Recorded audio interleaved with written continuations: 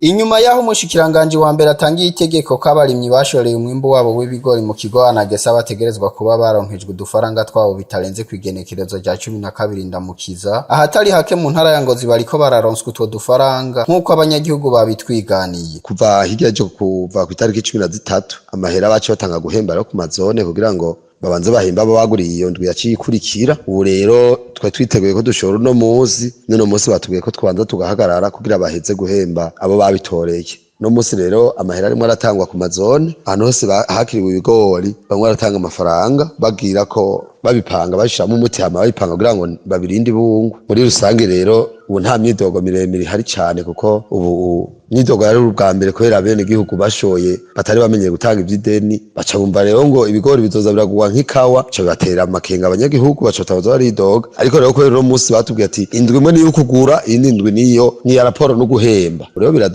biratomotse neza. Hajewe nk'ubu nyene nari maze iminsi ndimo ndahiga impapuro ku bajejwe indimo ku mitumba ndetse n'umukuru w'umutumba kugira asinyire hama nje no muri DPA bansinyire hama itoni mfise zishika 11 bazingurira ngaha muri zone Mubuga. Nivuga amafaranga kabisa guhera kwa gatanu bari batwijeje ko amafaranga tuyaronka. Kwa gatandatu tuze gutora amahera turagenda tugiye hashaba ikibazo tugiye ko ikitoro bashabura ikitoro kizana amafaranga. Timugaze gwe ntimugire ikibazo amafaranga yamaze kuboneka n'ubujije kuyaduha muzaba tugiye ati ni murindi n'ubu vyocamwe bibashize birangira tugiye ko igitoro vyanse mugakwa Mungu mu gitondo cyaka amafaranga bene gihugu yatakuduha amafaranga uje umunsi wose benshi baraye barose amafaranga yabo n'abatarose masa mu gitondo bayarose mu saa 6 bavuye gusenga bashatwizeza yuko ayasigaye bateza kuyaduha mu yindwi nivyo turindiriye rero ko badutumako badahema amafaranga. Misango bene igihugu muri make baramina cyane kubera ikazi bari bafise barankino twebwe muri akare turimo nta bihage twarimye kubera ibihage twino ntibakunda vy'agatasi turi mu bigori gusa. Nkuko abandanya babishikiriza ngo intambamyi zuko batevye kuronswa utwo dufaranga ntizibuze. Wihuta kugira ngo uronke uduhere uhemba abakozi barimwe aragukorera mu murima. Murabona ko twakura ibigori cyo dutera ibiharage kandi tuzi ko uburyo tuzokoresha mu biharage tuzokora mu bigori dushora rero duke kugira ngo turonke amahera.